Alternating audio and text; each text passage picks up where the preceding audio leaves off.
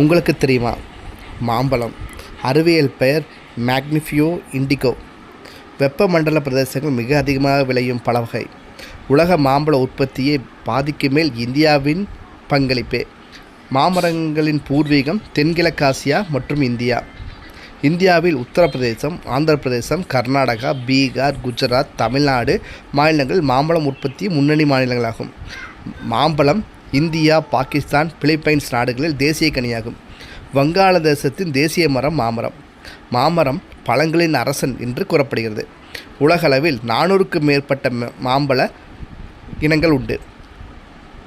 மாங்கோட்டியா ஸ்ட்ரியா அமிலம் உள்ளதால் அதை சோப்பு தயாரிக்க பயன்படுத்தப்படுகிறது. சர்வதேச அளவில் மிகவும் அதிகமாக விற்பனையாகும் மாம்பழம் அல்ஃபோன்சா மாம்பழமாகும். விதையில்லா மாம்பழம் சிந்து. இதேபோல் உங்களுக்கு ஏதேனும் தெரிய வேண்டுமென்றால் உங்கள் கேள்வியை கீழே கமெண்ட்